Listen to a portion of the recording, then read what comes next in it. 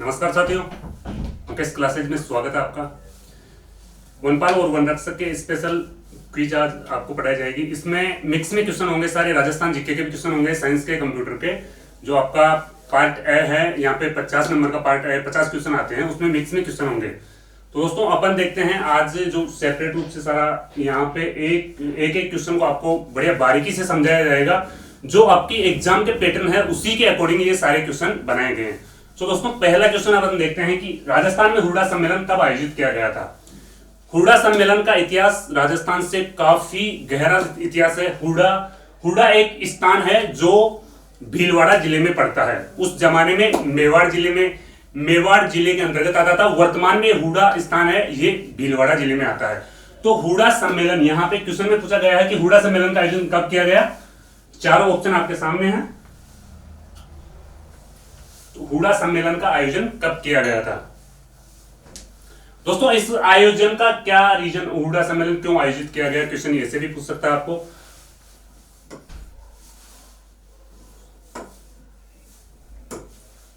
तो option number A, option number 17 जुलाई 1734 को है हुडा सम्मेलन का आयोजन किया गया। मराठों के आतंक से परेशान होकर इसके आयोजन की जरूरत क्यों पड़ी। मराठों के आतंक से परेशान होकर के राजस्थान के राजाओं ने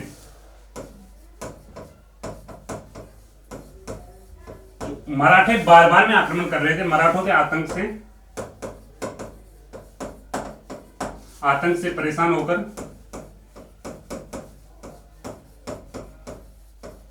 सारे राजस्थान के राजाओं ने एकजुट होकर राजस्थान के सारे राजा सम्मेलन करना चाहते थे। इसकी अध्यक्षता किसने किया था। तो पहले जो अध्यक्ष था इनकी संग्राम सिंह, जो मेवाड़ के महाराणा संग्राम सिंह थे, उनको फिक्स किया गया था कि हुडा सम्मेलन की अध्यक्षता मेवाड़ के महाराणा संग्राम सिंह करेंगे। लेकिन उनकी मृत्यु हो जाने के कारण मेवाड़ के ही जगत सिंह द्वितीय ने हुडा सम्मेलन की अध्यक्षता की थी। अध्यक्षता की बात करें, पहले अध्यक्षता इनकी जो मेवाड़ के संग्राम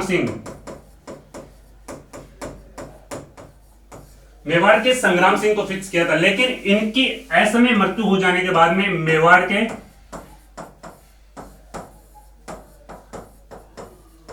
मेवाड़ के संग्राम सिंह की असमय मृत्यु हो जाने के कारण जगत सिंह द्वितीय ने हुडा सम्मेलन की अध्यक्षता की थी। ये वेरी इंपॉर्टेंट, यहां से क्वेश्चन पुट अप होकर आ जाता है कि हुडा सम्मेलन की अध्यक्षता किसने की थी। तो आपको याद रखना है कि जगत सिंह द्वितीय ने हुडा सम्मेलन की अध्यक्षता की थी।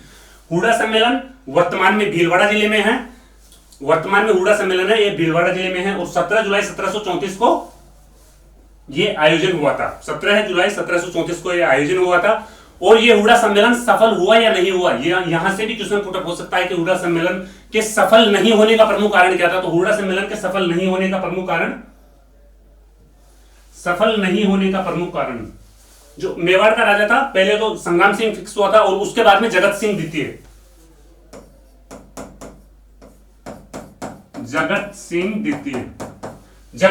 ने इनकी अध्यक्षता की। ये सफल हुआ या नहीं हुआ, तो ये हुडा सम्मेलन है वो सफल नहीं हुआ था। इनका प्रमुख कारण ये था कि राजाओं का आपसी मनमुटाव के कारण सारे राजाओं में मतभेद हो गया और ये हुडा सम्मेलन सफल नहीं हो पाया था। इसी वजह से हुडा सम्मेलन सफल नहीं हो पाया था।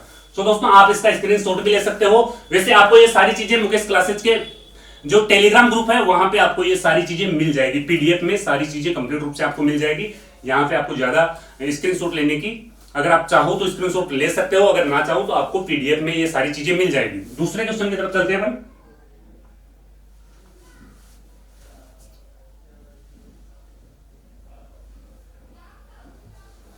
तो राजस्थान की रियासतें जिन पर कभी भी मराठों का शासन नहीं रहा, राजस्थान की अधिकतर रियासतें हैं उन पर मराठों का शासन हो गया था। मराठों का राजस्थान में आगमन कहां से हुआ। तो मराठों का राजस्थान में आगमन बूंदी रियासत से हुआ था। बूंदी रियासत से मराठों का राजस्थान में आगमन हुआ था। इसके पीछे एक लंबी चौड़ी कहानी है, शॉर्ट में आपको बता देता हूं कि यहाँ पे बूंदी में जो उत्तराधिकारी कलह चल रहा था, उसकी वजह से बूंदी में उत्तराधिकारी कलह क्यों चला, इसके पीछे भी छोटी सी कहानी है कि जो बूंदी का महाराजा बुद्ध सिंह था, वो जयपुर के महाराजा की हाड़ी रानी थी, वहां पे इनका विवाह हुआ था। तो बूंदी के महाराजा का विवाह जयपुर के राजा की लड़की से हुआ तो उनके बाद में क्या होता है कि इनके एक पुत्र हो जाता है और बूंदी का महाराजा ने उसे रखने को मना कर देता कि ये पुत्र मेरा नहीं है। उसके बाद में क्या करता है कि जयपुर का महाराजा नाराज हो जाता है और बूंदी के महाराजा को राजा के पद से हटा देता है और अपना मनपसंद का राजा यहाँ पे मनोनीत कर लेता है। क्योंकि जयपुर का महाराजा था वो यहाँ पे मुगलों के कनेक्ट में था, तो यहाँ पे ज्यादा जयपुर के महाराजा की चलने वाली थी, इसी वजह से बूंदी के महाराजा को हटा दिया। दोबारा बात होती है कि जयपुर के महाराजा ने अपने मनपसंद का राजा यहाँ पे बूंदी में नियुक्त कर दिया। फिर उसके बाद में जो जयपुर के महाराजा की बेटी थी उनका बेटा था, उसका नाम जयसिंह था। तो जयसिंह को जयसिंह को जो कछवाही रानी थी जयपुर वाली, वो अपना बूंदी का शासक बनाना चाहती थी, लेकिन संभव नहीं हो सका। जयपुर के महाराजा को इन चीज का मालूम चल गया, तो उसके बाद में जयपुर के महाराजा ने जयसिंह को मरवा दिया। फिर उसके बाद में क्या होता है कि मराठों का आगमन होता है। ये क्वेश्चन मराठों का आगमन से संबंधित है यहाँ पे। तो फिर मराठों का आगमन होता है कि महारानी को, जो कछवाही रानी थी जयपुर वाली, उनको लगता है कि अब मेरे पुत्र को भी मरा दिया और मेरा अब यहाँ पे अस्तित्व नहीं है, तो वो कैसे भी अपने राज्य को वापस लेना चाहती थी। कछवाही रानी कैसे भी अपने राज्य को वापस लेना चाहती थी। तो उन्होंने मराठों को न्योता दिया और मराठों को 6 लाख रुपए देकर के राजस्थान की, जो मराठों को 6 लाख रुपए देकर के बूंदी में बुलाया। बूंदी में मराठों के आगमन के बाद में हाडी रानी के मनपसंद का राजा का यहाँ पे मनोनीत हुआ। कुछ टाइम बाद में मराठी जाने के बाद में वापस जयपुर के महाराजा का राज हो गया। तो ये इसके पीछे छोटी सी कहानी है। मराठाओं के 2 सेनापति भी आए थे, महादजी सिंधिया के नेतृत्व में मराठा सेना आई थी यहाँ पे। लेकिन अब इन क्वेश्चन पे आते हैं अपन अपने पे कि राजस्थान की रियासतें जिन पर कभी भी मराठों का शासन नहीं रहा, राजस्थान की ऐसी रियासतें जिन पर मराठों का शासन नहीं रहा। चारों ऑप्शन आपके सामने हैं।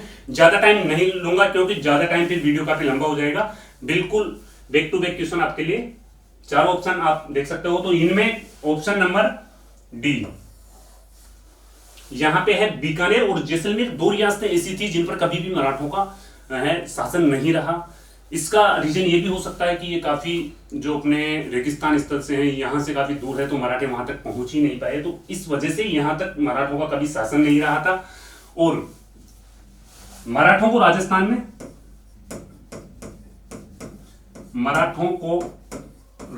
में आने का न्योता किसने दिया था? मराठों को राजस्थान में आने का न्योता, मराठों को राजस्थान में आने का न्योता जयपुर की कछवाई रानी, जो बूंदी की महारानी थी, यानी कि बूंदी की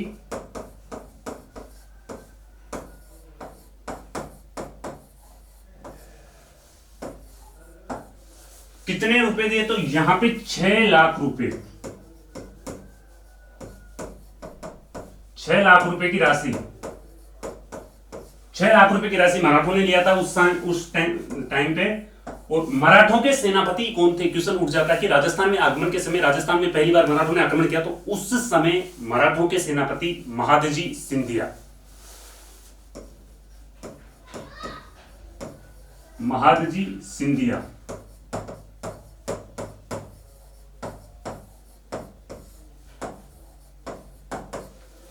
महादजी सिंधिया यानी कि मराठों के सेनापति थे। और बूंदी से पहली बार मराठों का राजस्थान में प्रवेश होता है। और मराठों ने, जैसे कि आप देख पा रहे हो, कि बूंदी में यहाँ पे आ जाते हैं। महादजी सिंधिया के नेतृत्व में एक बहुत बड़ी सेना आ जाती है और यहाँ पे आके अपना कब्जा कर लेती है। सोलह जो महारानी ने बनाया था उसके राजा को यहाँ पे मराठों ने राजा मनोनीत कर दिया। उसके बाद में है कि ये मराठे राजस्थान में आए तो कौन से सन में आए? तो 1734 में बूंदी पर इन्होंने कब्जा कर लिया। और बूंदी का जो महारानी ने बुलाया था उसी राजा को यहाँ पे राजा बना दिया। सन भी आपको एग्जाम में पूछ सकता है, 1734। ये सारी चीजें आपको पीडीएफ में मिल जाएगी। वैसे आप चाहे तो इसका स्क्रीनशॉट भी ले सकते हैं, बिल्कुल आप स्क्रीनशॉट ले सकते हैं इनका।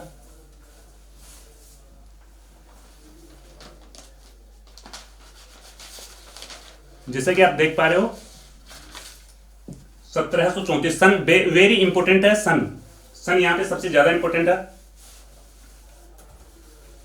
चलो नेक्स्ट देखते हैं अपन।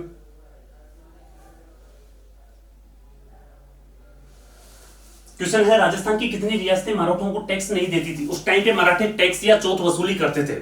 जिसे चौथ वसूली कहते हैं, उस टाइम पे मराठे टैक्स या चौथ वसूली करते थे। राजस्थान की कितनी रियासतें ऐसी थी जो मराठों को टैक्स नहीं देती थी? वेरी इंपॉर्टेंट क्वेश्चन है, क्योंकि राजस्थान में अधिकतर रियासतें, जब मराठों का आगमन हो गया था तो उसके बाद में अधिकतर रियासतों पर मराठों का कब्जा हो गया था और मराठे वहां से जबरन अपना टैक्स वसूलते थे। राजा तो राजस्थान वाले ही रहते थे, लेकिन मराठे वहां से अपना टैक्स या चौथ वसूली करते थे। तो कितनी रियासतें ऐसी थी जो मराठों को टैक्स नहीं देती थी? वेरी इंपॉर्टेंट क्वेश्चन है, डायरेक्ट एग्जाम में ऐसा भी क्वेश्चन पुटअप हो सकता है। तो यहाँ पे रियासतों की अपन बात करें तो 3 रियासतें ऐसी थी, अभी मैं आपको बताया हूं कि 3 रियासतें, बीकानेर, जैसलमेर और किशनगढ़, तीनों रियासतें ऐसी रियासतें थी जो कभी भी मराठों को टैक्स नहीं दी। टैक्स अर्थात चौथ, जो टैक्स अर्थात चौथ है वो बिल्कुल भी नहीं थी। तो राजस्थान की 3 रियासतें ऐसी है। अब इनके बारे में अपन देख लेते हैं कि मराठों के द्वारा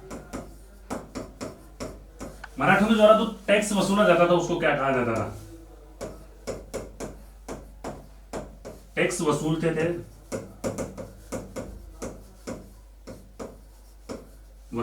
मराठी जो टैक्स वसूलते थे उनको क्या कहते थे? उनको कहते थे खिराज कहते थे।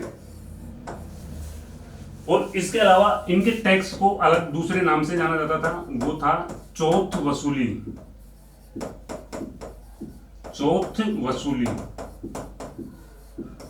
लेकिन इनकी चौथ वसूली के चुंगल में राजस्थान की 3 रियासतें नहीं आई थी, बीकानेर, जैसलमेर और किशनगढ़। जो 3 रियासतें हैं वो नहीं आई थी।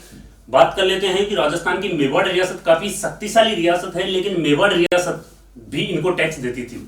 तो मेवाड़ रियासत से काफी भारी टैक्स इन्होंने लिया था। और उस समय मेवाड़ के राजा राज सिंह द्वितीय थे।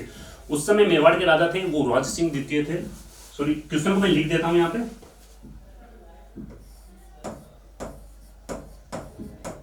मेवाड़ के राजा, जो मेवाड़ के राणा थे, वेरी इंपॉर्टेंट, आपको इंपॉर्टेंट टॉपिक ही पढ़ाए जा रहे हैं, ज्यादा फालतू की चीजें आपको नहीं पढ़ाई जा रही। जो एग्जाम की दृष्टि से इंपॉर्टेंट है वही चीजें आपको पढ़ाई जाती है। तो मेवाड़ के राणा यहाँ पे जो राज सिंह द्वितीय, मेवाड़ के राणा राज सिंह द्वितीय ने कितने रुपए दिए थे? 25 लाख रुपए दिए थे। भाई साहब, बहुत बड़ी रकम होती है उस जमाने में। 25 लाख रुपए, कब? 1751 में 25 लाख रुपए देना एक बहुत बड़ी रकम होती है। तो मराठे इतना ज्यादा टैक्स वसूला करते थे राजस्थान से। आप देख सकते हो कितनी पावरफुल रियासत थी। एक जो अपनी मेवाड़ रियासत है वो कितनी पावरफुल रियासत थी, लेकिन मेवाड़ रियासत से भी इन्होंने सन 1751 ईस्वी में 25 लाख रुपए का टैक्स वसूला था। मेवाड़ के राणा जो, यानी कि सन 1751 कितने समय बाद में मेवाड़ के राणा राज सिंह द्वितीय। मेवाड़ के राणा कौन थे? राज सिंह द्वितीय। बिल्कुल ये चीज याद रखनी है आपको। मेवाड़ के महाराणा कौन थे उस समय? राज सिंह द्वितीय थे। और पैसे कितने वसूले थे इन्होंने? यानी कि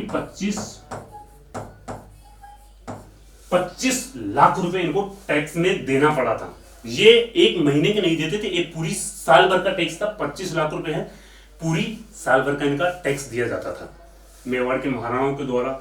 लेकिन अभी जो 3 रियासतों की बात करें, बीकानेर, जैसलमेर और किशनगढ़, तीनों ने बिल्कुल टैक्स नहीं दिया था मराठों को। तीनों ने बिल्कुल भी टैक्स नहीं दिया था। बिल्कुल स्क्रीनशॉट आप इनका ले सकते हो। स्क्रीनशॉट आप वीडियो को पॉज करके ले लें। मैं आपको नेक्स्ट क्वेश्चन की तरफ लेके चलता हूं। राजस्थान के राजाओं ने अंग्रेजों से सहायक संधि करने के पीछे सबसे बड़ा कारण क्या था? कोई किसी की सहायता लेगा तो उसके सबसे पीछे कारण क्या था? सीधी सी बात है, किसी की सहायता लेगा तो वो खुद सक्षम नहीं है। इस चीज को आप भी समझ सकते हो कि वो खुद सक्षम नहीं है। अगर किसी की सहायता ले रहा है तो वो खुद सक्षम नहीं है।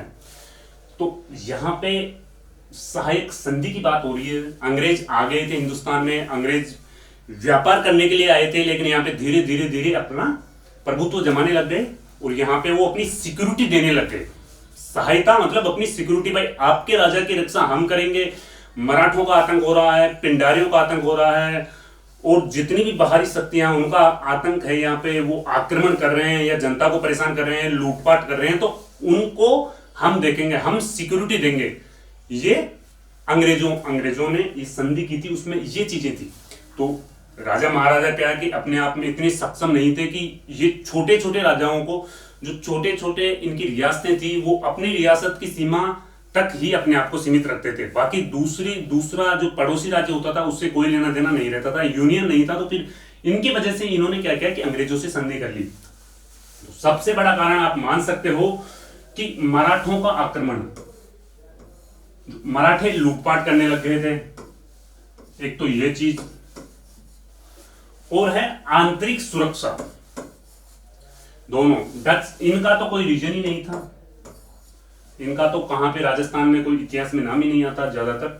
तो ये दोनों चीजें महत्वपूर्ण रूप से रही थी उस जमाने में कि राजस्थान के राजाओं ने अंग्रेजों के साथ सहायक संधि की थी। तो मराठों का आक्रमण और आंतरिक सुरक्षा, दोनों चीजें उनको चाहिए थी। तो ऑप्शन नंबर डी आपका एकदम करेक्ट हो जाता है, ऑप्शन नंबर डी। और सहायक संधि की बात कर लेता हूं मैं।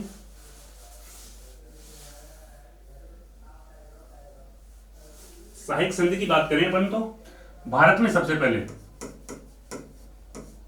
भारत में बात करें तो सबसे पहले हैदराबाद के निजाम ने सहायक संधि की थी।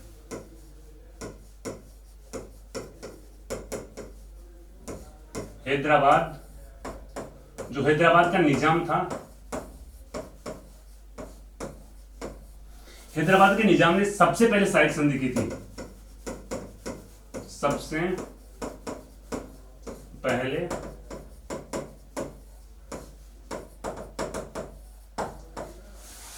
ये आपको पीडीएफ के माध्यम से मिल जाएगा। मैं आपको बोल रहा हूं वो चीजें भी इंपॉर्टेंट है। अगर मैं सारी इतनी बड़ी चीज ना भी लिख पाऊं तो भी मैं जो बोल रहा हूं वो भी इंपॉर्टेंट है। आपको क्वेश्चन के माध्यम से भी सारा जो पीडीएफ के माध्यम से मिल जाएगी ये सारी चीजें। तो हैदराबाद के निजाम ने की थी। हैदराबाद के निजाम ने सहायक संधि कब की थी? तो हैदराबाद के निजाम ने सहायक संधि 1798 में। हैदराबाद के निजाम ने, अंग्रेज गवर्नर कौन था उस समय? तो अंग्रेज गवर्नर था लॉर्ड वेलेजली। उस समय अंग्रेज गवर्नर था लॉर्ड वेलेजली था, और लॉर्ड वेलेजली ने ही सहायक संधि शुरू की थी। शुरू किसने की थी सहायक संधि? शुरू की थी लॉर्ड वेलेजली।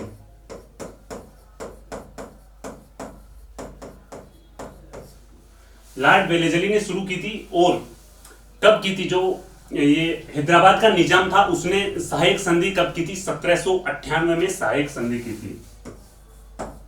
सन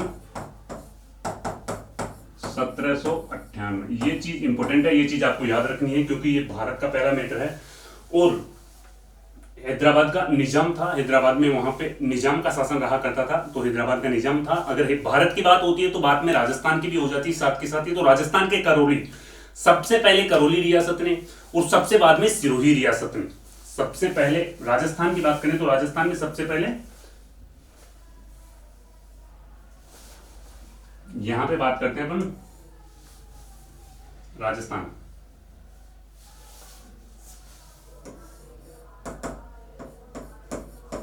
राजस्थान की सबसे पहली करौली, करौली रियासत ने, और सबसे बाद में यानी कि सिरोही सबसे बाद।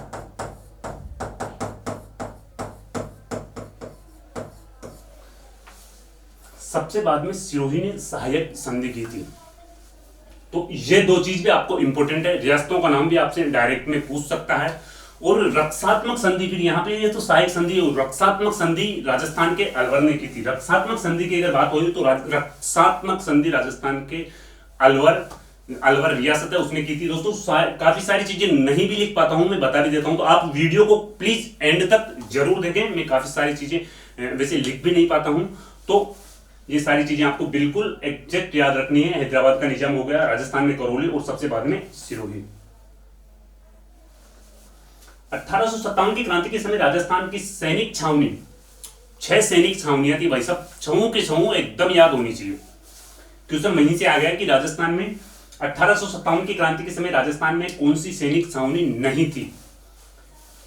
नीमच सैनिक छावनी राजस्थान में थी। वर्तमान में नीमच राजस्थान में नहीं है, मध्य प्रदेश में है। ये यहां से भी क्वेश्चन आ सकता है कि वर्तमान में नीमच है वो कहां पे है? तो नीमच वर्तमान में मध्य प्रदेश में है, लेकिन एरिनपुरा है, एरिनपुरा भी राजस्थान में ही है। खिलवाड़ा भी राजस्थान में ही। लावा, ऑप्शन नंबर डी, ये लावा है, ये एक ठिकाना था। लावा एक ठिकाना था, और उस जमाने में लावा ठिकाना जयपुर में हुआ करता था। वर्तमान में टोंक जिले के अंतर्गत आता है। ये चीज भी आपको याद रखनी है। क्वेश्चन यहां से भी पुटअप हो जाता है कि लावा ठिकाने वर्तमान में कहां पे है, तो वर्तमान में टोंक जिले के अंदर आता है लावा ठिकाना। उस जमाने में जयपुर में हुआ करता था लावा। तो कुल 6 सैनिक छावनियां थी। छावों का मैं आपको नाम बता देता हूं। पहली आ गई एरिनपुरा, सेकंड आ गए आपके नीमच। इसकी वजह से आप अगर लिखना चाहो तो ट्रिक भी लिख सकते हो, ट्रिक से भी आपको ये काफी जल्दी याद हो जाएगा। तो ट्रिक है बयान देखे एनी, ट्रिक ही लिख लो, उससे आपको एकदम इजीली याद हो जाएगा। तो ट्रिक है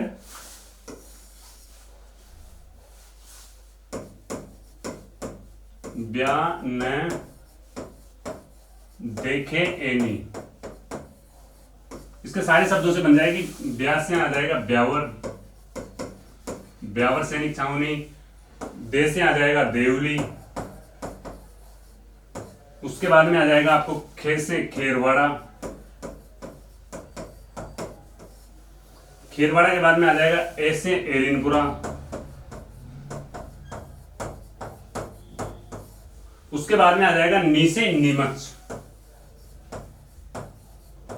बिल्कुल इजी। एक रह गई इसमें न से नसीराबाद, सॉरी ब्या न देखे एनी, तो यहां से न से नसीराबाद, सॉरी ये बीच में एक रह गई थी तो न।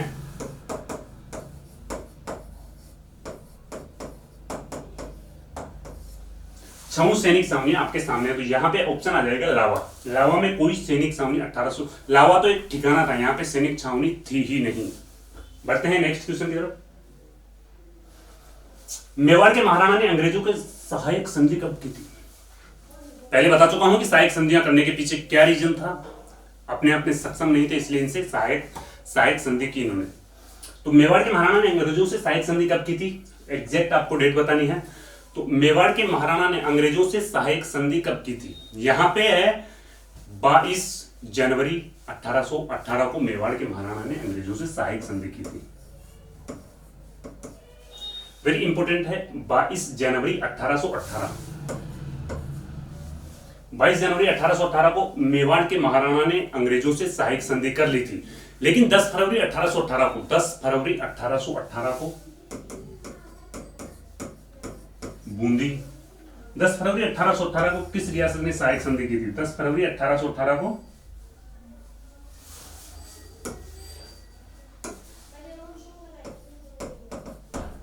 बूंदी रियासत।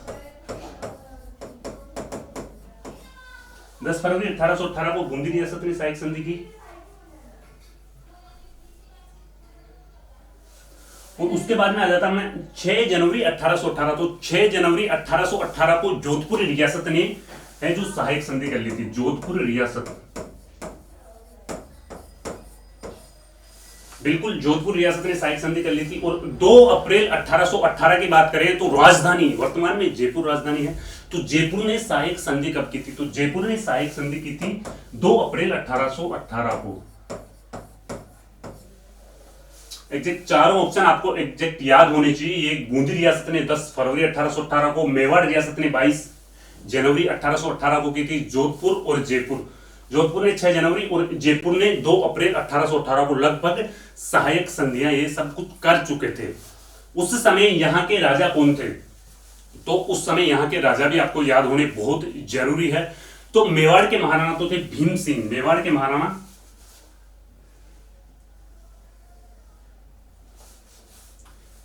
महाराणा भीम सिंह, यानी कि मेवाड़ के महाराणा थे वो थे भीम सिंह।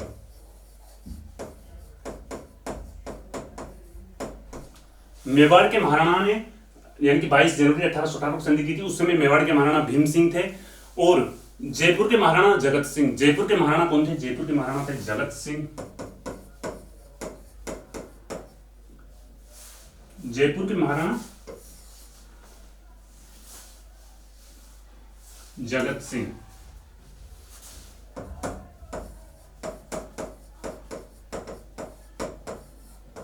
जयपुर के महाराणा थे जगत सिंह, बूंदी और जोधपुर। तो जयपुर के जगत सिंह आ जाते हैं तो यहां पे बूंदी के विष्णु सिंह और जोधपुर के मान सिंह, बूंदी के विष्णु सिंह और जोधपुर के मान सिंह, बूंदी के विष्णु सिंह, जोधपुर रियासत के महाराजा थे मान सिंह, मान सिंह। जयपुर के महाराजा मान सिंह थे जो तो महाराणा प्रताप के खिलाफ हल्दीघाटी युद्ध में लड़ने चले गए थे, लेकिन जोधपुर के जो मान सिंह थे उन्होंने अंग्रेजों से सहायक संधि कर ली थी। ये चीज भी आपको याद रखने की बहुत जरूरी है, वेरी इंपॉर्टेंट है। तो देखते हैं नेक्स्ट क्वेश्चन। सबसे अंत में सहायक संधि किस शासक ने की थी? जो सबसे अंत में सहायक संधि है वो किस शासक ने की थी? सॉरी, आप जो बैक वाला पेज है उसका आप स्क्रीनशॉट ले सकते हो। इसका स्क्रीनशॉट के लिए मैंने आपको नहीं बोला था, जो मेवाड़ के महाराणाओं की सहायक संधि, आप इसका स्क्रीनशॉट ले सकते हो। मैं आपको 2 सेकंड का टाइम दे देता हूं, प्लीज आप इसका स्क्रीनशॉट लो। वैसे आपको ये सारी चीज पीडीएफ के माध्यम से भी मिल जाएगी। आप अगर टेलीग्राम ग्रुप हमारा ज्वाइन कर रखे हो तो आपको ये पीडीएफ के माध्यम से भी मिल जाएगी, सारी चीजें आपको पीडीएफ के माध्यम से भी मिल जाएगी।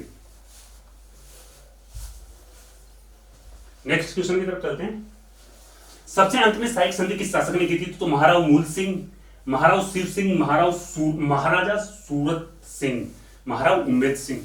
चारों ऑप्शन में से सबसे अंत में सहायक संधि किसने की थी? तो सबसे अंत में सहायक संधि की थी महाराव शिव सिंह ने। शिव से सिरोही को भी आप याद रख सकते हो। तो महाराव शिव सिंह थे, ये कहां के राजा थे? महाराव शिव सिंह सिरोही के राजा थे, सिरोही के राजा थे। महाराव शिव सिंह सिरोही के राजा थे। और जो महाराव मूलराज, महाराव सूरत सिंह और महाराव उम्मेद सिंह, सबसे अंत आपको याद रखना है, सबसे फर्स्ट आपको याद रखना है कि सबसे पहले है वो करौली के हरबख्श पाल ने की थी, और वो चीज आपको जरूर याद रखनी है। तो मूलराज जैसलमेर के राजा थे, और जो आपके सूरत सिंह है वो बीकानेर के राजा थे, और उम्मेद सिंह कोटा, उम्मेद सिंह आपको कोटा के राजा है। जो आपके महाराव मूलराज है ये जैसलमेर के राजा थे, जैसलमेर। और इसके बाद में आप देख सकते हो कि महाराव उम्मेद सिंह, उम्मेद सिंह कोटा के राजा थे, कोटा के शासक थे। और महाराव सूरत सिंह थे, तो महाराव सूरत सिंह बीकानेर के शासक थे। महाराव सूरत सिंह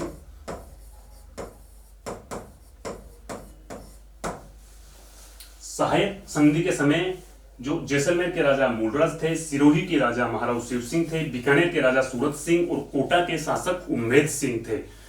और सिरोही ने सहायक संधि कब की थी? आपको डायरेक्ट डेट भी पूछ सकता है। तो सिरोही ने 11 सितंबर 1823 को सहायक संधि की थी।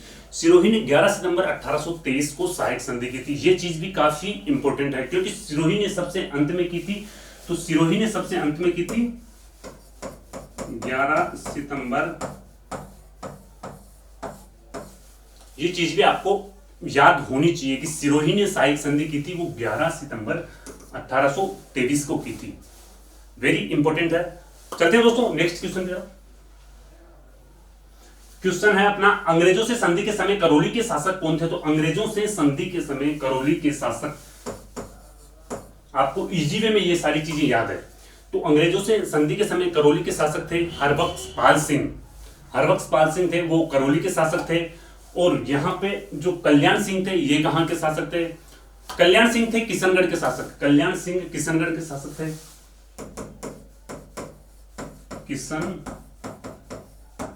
बिल्कुल, आप पेन और कॉपी लेके आप खुद भी बैठेगा, आप इन सारी चीजों को खुद भी नोट करते रहिएगा। तो यहाँ पे कल्याण सिंह की बात हो रही, तो कल्याण सिंह यहाँ पे किशनगढ़ के शासक थे कल्याण सिंह।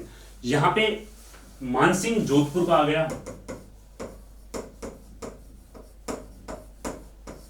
मान सिंह जोधपुर का। हरबख्श पाल सिंह करौली के हो गए। और लास्ट में आप देखते हो कि भीम सिंह, ये भीम सिंह थे अंग्रेजों से संधि के समय।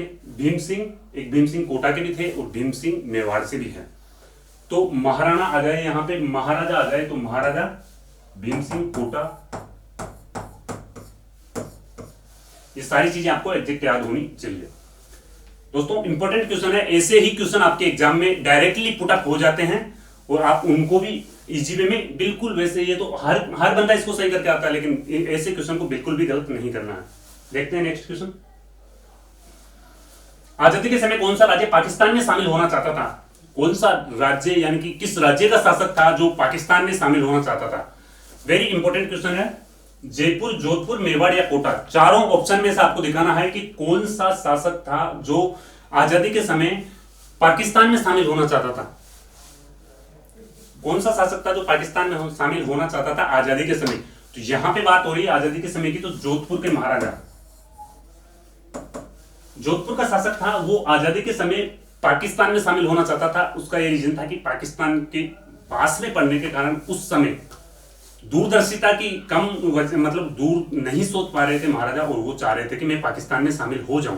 तो जोधपुर के महाराजा उस समय हणूत सिंह थे। हणूत सिंह, जोधपुर के महाराजा हणूत, जोधपुर के महाराजा हणूत सिंह थे, वो पाकिस्तान में शामिल होना चाह रहे थे उस समय। हणूत सिंह ने क्या कहा कि हणूत सिंह ने मेवाड़ के महाराणा को भी बोला कि आप भी पाकिस्तान में शामिल हो जाओ, लेकिन मेवाड़ के महाराणा ने मना कर दिया कि मैं नहीं होना चाहता हूं पाकिस्तान में शामिल, मैं तो हिंदुस्तान में ही रहना चाहता हूं। तो मेवाड़ के महाराणा भोपाल सिंह के पास भी इन्होंने मेवाड़ के महाराणा भोपाल सिंह को बोला था, महाराणा हणूत सिंह ने क्या बोला, महाराणा भोपाल सिंह को, भोपाल सिंह को, कि आप भी पाकिस्तान में शामिल हो जाओ, लेकिन इन्होंने मना कर दिया। लास्ट में जो जोधपुर रियासत है वो भी हिंदुस्तान में ही शामिल हुई थी, लेकिन भोपाल सिंह ने इनका वो है जो प्रस्ताव ठुकरा दिया। राजस्थान के कितने ठिकाने नॉन सैल्यूट स्टेट वाले ठिकाने हैं? नॉन सैल्यूट, ये क्या होता है? नॉन सैल्यूट क्या होता है? नॉन सैल्यूट, सैल्यूट पहली रियासतों को तोप से सलामी दी जाती थी, उसी सलामी को सैल्यूट बोला जाता था। तो राजस्थान की सभी रियासतों को लगभग सलामी का अधिकार था, लेकिन कितने ठिकाने ऐसे थे? राजस्थान में 3 ठिकाने हैं, तो कितने ठिकाने ऐसे थे जो नॉन सैल्यूट स्टेट वाले ठिकाने हैं? नॉन सैल्यूट स्टेट वाले ठिकाने, तीनों ठिकाने नॉन सैल्यूट स्टेट, इनको कोई तोपों से सलामी नहीं दी जाती थी। ठिकानों को तोपों से सलामी का अधिकार नहीं था, इसलिए तीनों ठिकानों को नॉन सैल्यूट स्टेट के, नॉन सैल्यूट स्टेट, लावा, कुशलगढ़ और निमराना, तीनों ठिकाने थे वो नॉन सैल्यूट स्टेट के अंतर्गत आते थे। इनको तोपों से सलामी नहीं दी जाती थी। अब सैल्यूट क्या होता है? यानी कि ठिकानों को तोपों से सलामी, तोपों से सलामी का, तोपों से सलामी का अधिकार नहीं था, जबकि रियासतों को यह अधिकार प्राप्त था, जबकि रियासतों को यह अधिकार प्राप्त था। रियासतों को तोपों से सलामी दी जाती थी।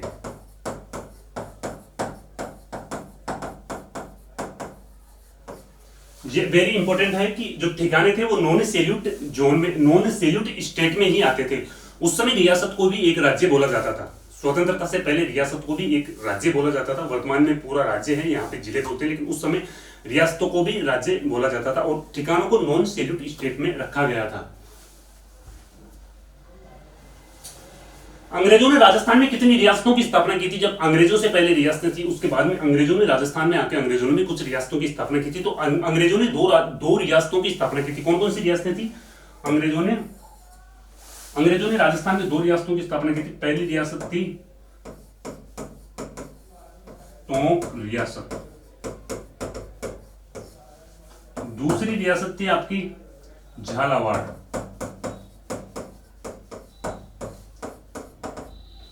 झालावाड़ रियासत की स्थापना भी अंग्रेजों ने की थी।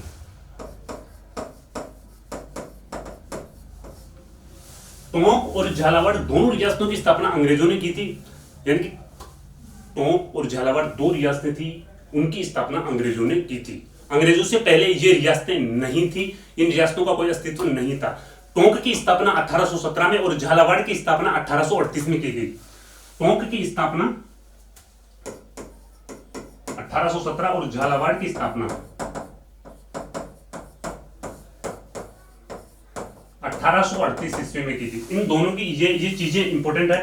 टोंक के नवाब कौन थे? टोंक के नवाब और झालावाड़ के झाला मदन सिंह थे और टोंक का अमीर खां पिंडारी था। झालावाड़ का झाला मदन सिंह, झाला मदन झाला मदन सिंह थे। ये कोटा से अलग हुई थी, जो झालावाड़ रियासत है कोटा से अलग हुई थी। कोटा से अलग हुई थी, ये झालावाड़ रियासत है वो कोटा से अलग हुई थी और इसकी स्थापना अंग्रेजों ने 1838 में की थी।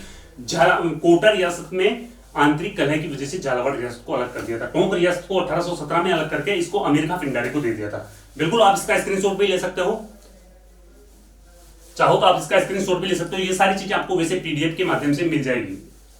2 सेकंड का आपको टाइम देता हूं, स्क्रीनशॉट ले लो आप इसका। जल्दी आपको सारा सेपरेट रूप से एकदम क्वालिटी लेक्चर आपको वनपाल और वनरक्षक के क्वालिटी लेक्चर, और आपका अगर बीएसटीसी पीटीईटी इनकी भी तैयारी कर रहे हो तो आपके लिए ये चीज भी काफी इंपॉर्टेंट है। अंग्रेजों से सबसे पहले अजमेर मेरवाड़ा, अंग्रेजों से पहले अजमेर मेरवाड़ा पर किनका अधिकार था? तो अंग्रेजों से पहले अजमेर और मेरवाड़ा पर किनका अधिकार था? पिंडारी, मराठा, डच या मेवाड़ के महाराणा। वेरी इंपॉर्टेंट क्वेश्चन है, इसी तरह का क्वेश्चन एग्जाम में पुटअप हो जाएगा। तो अंग्रेजों से पहले अजमेर मेरवाड़ा पर किनका अधिकार था? तो अंग्रेजों से पहले अजमेर मेरवाड़ा पर मेवाड़ के महाराणा का अधिकार नहीं था, यानी कि मराठों का अधिकार था। अंग्रेजों से पहले अंग्रेज नहीं आए थे, अंग्रेजों की सत्ता स्थापित नहीं हुई थी, उनसे पहले मराठों का शासक था अजमेर और मेरवाड़ा पर। पिंडारी होते थे, ये पिंडारी भी एक मुस्लिमों में एक जो समाज है वो पिंडारी है। ये पिंडारी भी लूटपाट का कार्य करते थे, लूटपाट का कार्य, किसी भी राजा के ऊपर आक्रमण करना और लूटपाट का कार्य। मराठे हैं, आक्रमण करते थे और अपने खिराज वसूलते थे, खिराज वसूलते थे। खिराज क्या होता था? तो खिराज होता था एक चौथ कर, जो मनमाना कर इनके द्वारा वसूला जाता था, उसी कर को चौथ कर कहा जाता था। मेवाड़ के महाराणा के उस समय मेवाड़ के महाराणा के अंडर में नहीं आती थी अंग्रेज और मेरवाड़ा रियासत। तो अंग्रेज अजमेर मेरवाड़ा रियासत है वो मराठों के अधिकार क्षेत्र में आती थी, यानी कि मराठों के जो राजा थे उस समय, मराठों के राजा कौन थे? मराठों के राजा दौलत राव सिंधिया मराठों के राजा थे उस समय। और अंग्रेज ने अजमेर मेरवाड़ा को किस संधि के तहत अपने में मिलाया? अंग्रेजों ने मराठों से किस संधि के तहत लिया? तो अंग्रेजों ने जो अंग्रेजों ने ओक्टर संधि के तहत, अंग्रेज अधिकारी था ओक्टर लोनी, अधिकारी का नाम ओक्टर लोनी था, उसने संधि के तहत अंग्रेजों में मिला लिया। अधिकारी ओक्टर लोनी ने संधि के तहत अंग्रेजों में मिला लिया था। संधि के तहत अंग्रेजों ने अपने में मिला लिया था। अंग्रेज अधिकारी का नाम आपको याद रखना, ओक्टर लोनी। तुंगा का युद्ध, तुंगा क्या है? तुंगा एक गांव है और तुंगा गांव वर्तमान में जयपुर जिले के अंतर्गत आता है। तो तुंगा का युद्ध किस जिले में हुआ था? तुंगा का युद्ध के बारे में अपन चर्चा करेंगे। ये जयपुर जिले में आता है, तुंगा है जो वर्तमान में जयपुर जिले में आता है। और तुंगा में एक युद्ध लड़ा गया था, किन के मध्य युद्ध लड़ा गया था? तुंगा का युद्ध है वो किन के मध्य लड़ा गया था? जयपुर के महाराजा और मराठों के बीच में तुंगा का युद्ध लड़ा गया था। यानी कि तुंगा का युद्ध की बात हो रही है यहाँ पे, तो तुंगा जयपुर जिले में स्थित है। और ये युद्ध कब लड़ा गया था, यानी कि तुंगा का युद्ध है वो कब हुआ था, ये चीज भी आपको याद होनी चाहिए। तुंगा का युद्ध 28 जुलाई 1787 में हुआ था। ये युद्ध हुआ था 28 जुलाई 1787। तुंगा का युद्ध जयपुर में, वर्तमान में तुंगा एक कस्बा है, और ये 18 जुलाई 1787 को तुंगा का युद्ध लड़ा गया था। जयपुर के महाराजा प्रताप सिंह और मराठों के सेनापति महादजी सिंधिया। इस समय जयपुर के राजा कौन थे? जो जयपुर के राजा थे वो थे प्रताप सिंह। जयपुर के राजा प्रताप सिंह थे। और मराठा सेनापति कौन थे? मराठा सेनापति महादजी सिंधिया।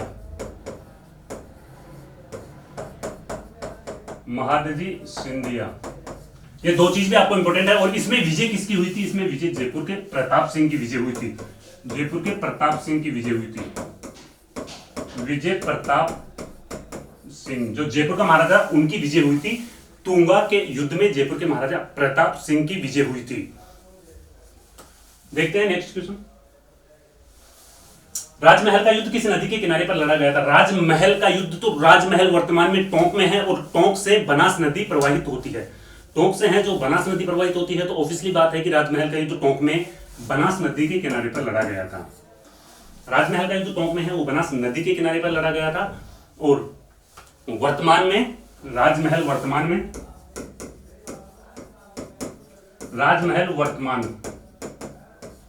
वर्तमान में कहां पे है ये? टोंक जिले में। ये चीज आपको वेरी इंपॉर्टेंट है, ये चीज भी डायरेक्ट पूछ लिया जाता है कि राजमहल का युद्ध किस नदी के किनारे लड़ा गया, तो नदी बनास है, बनास नदी टोंक से प्रवाहित होती है, तो टोंक जिले में ये राजमहल का युद्ध लड़ा गया। मेवाड़ कोटा बूंदी मराठों की संयुक्त सेना को पराजित किया। एकदम इस क्वेश्चन के एकदम ठप्पा लगा लो, ये क्वेश्चन एग्जाम में आ सकता है। इतनी सारी सेनाओं को एक साथ पराजित करने वाले महाराजा कौन थे? मेवाड़, कोटा, बूंदी और मराठा, सारे मिलकर मेवाड़, कोटा, बूंदी और मराठा, इन सबको मिलकर के एकमात्र पराजित कर दिया। एक रियासत ने इन सबको पराजित कर दिया, तो वो रियासत थी जयपुर रियासत। जयपुर के महाराजा ईश्वरी सिंह थे। ईश्वरी सिंह, इस विजय के उपलक्ष्य में ईश्वरी सिंह ने क्या किया था कि जयपुर के त्रिपोलिया बाजार में इन्होंने एक जो यानी कि ईसरलाट नाम से एक बिल्डिंग बनाई थी। तो मेवाड़, कोटा, बूंदी व मराठा तीनों की सेनाओं को पराजित किया। ईसरलाट एक मीनार है, बिल्डिंग नहीं, ईसरलाट एक मीनार है, और ईसरलाट का निर्माण ईश्वरी सिंह ने करवाया था। किस उपलक्ष्य में? यानी कि कोटा, बूंदी, मेवाड़ और मराठा, इन तीनों को हराने के उपलक्ष्य में। तो जयपुर के शासक का नाम क्या था? जयपुर के शासक का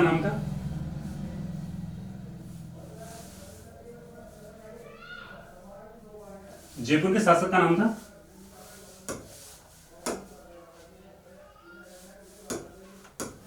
ईश्वरी सिंह।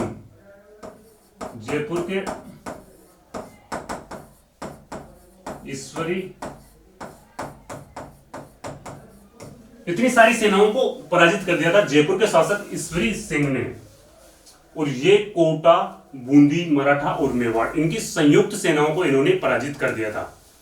तो ईश्वरी सिंह जयपुर के महाराजा थे। उस समय सिरोही के महाराजा यानी कि शिव सिंह थे। यहां पे सिरोही के राजा की बात होती है, तो उस समय सिरोही के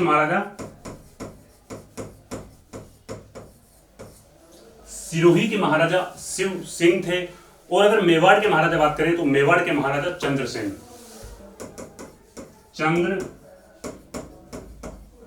मेवाड़ के महाराजा चंद्रसेन। और टोंक में नवाब का शासक था। टोंक एक मुस्लिम रियासत थी।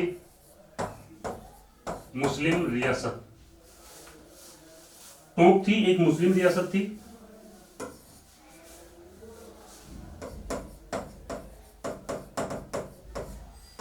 क्वेश्चन ये भी पूछ लिया जाता है कि राजस्थान की पहली मुस्लिम रियासत कौन सी थी, तो वो उसका नाम आता है यहाँ पे टोंक, पहली और एकमात्र। टोंक के संस्थापक अमीर खां पिंडारी थे। ये क्वेश्चन भी काफी आपकी जो एग्जाम में तैयारियां कर रहे हो, काफी बार आपको ये क्वेश्चन भी देखना होगा कि टोंक की मुस्लिम रियासत के शासक कौन थे। तो टोंक की मुस्लिम रियासत के शासक अमीर खां पिंडारी थे। बिल्कुल आप स्क्रीनशॉट ले सकते हो इस क्वेश्चन का भी, वेरी इंपॉर्टेंट क्वेश्चन है।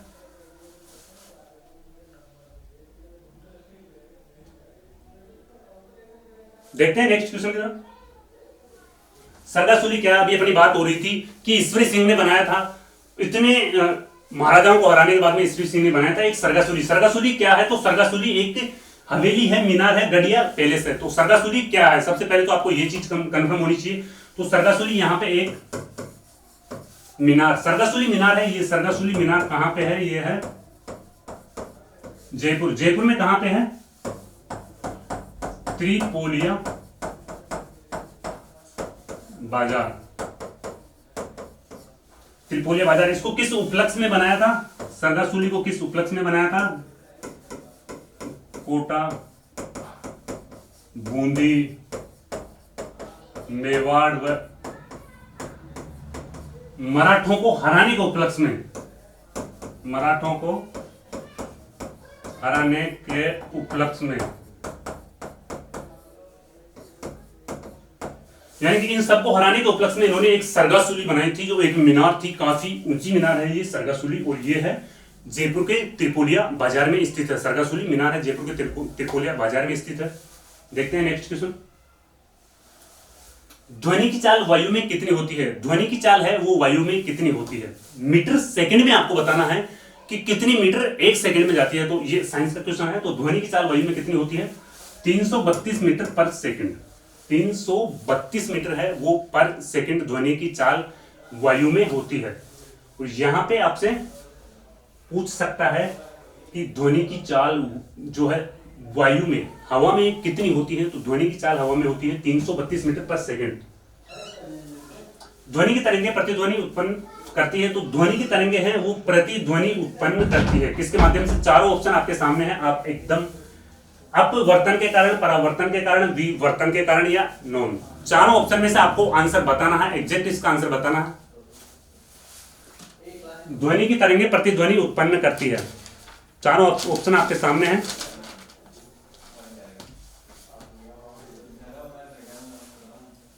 बिल्कुल परावर्तन के कारण जो ध्वनि की तरंगें हैं वो प्रतिध्वनि उत्पन्न करती है, परावर्तन के कारण प्रतिध्वनि उत्पन्न करती है और ध्वनि तरंगों की प्रवृत्ति होती है। सॉरी, बर्फ का कितना प्रतिशत हिस्सा जो पानी की सतह से ऊपर रहता है? काफी एग्जाम्स में पूछा गया क्वेश्चन है कि बर्फ का कितना प्रतिशत हिस्सा पानी की सतह से ऊपर रहता है। तो बर्फ का 10% हिस्सा है वो पानी की सतह से ऊपर रहता है।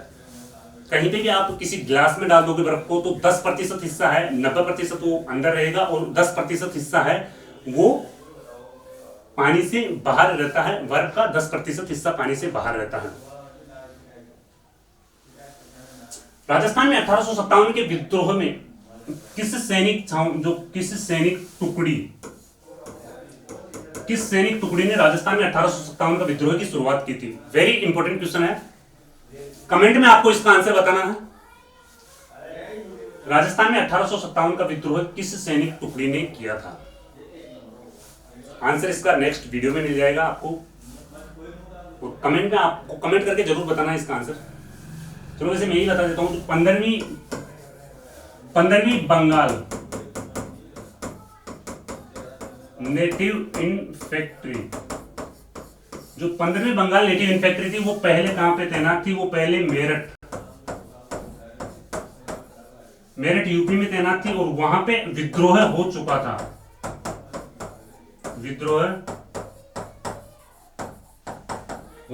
तो इन पे क्या किया? तो 15वीं बंगाल नेटिव इन्फेंट्री है, इन पे इनके हथियार ले लिए गए, यहाँ पे इनके हथियार ले लिए गए और उन पे दूसरी सैनिक टुकड़ी के द्वारा इन पे निगरानी करवाई गई। तो इसी वजह से असंतोष होकर इन्होंने 1857 का विद्रोह शुरू कर दिया। आई होप दोस्तों आपको वीडियो पसंद आया होगा। पसंद आया तो प्लीज लाइक जरूर करें। ऐसे ही अच्छी क्वालिटी वाली वीडियो आपको कंटिन्यू मुकेश क्लासेस पे मिलते रहेंगे। थैंक यू दोस्तों, जय श्री राम।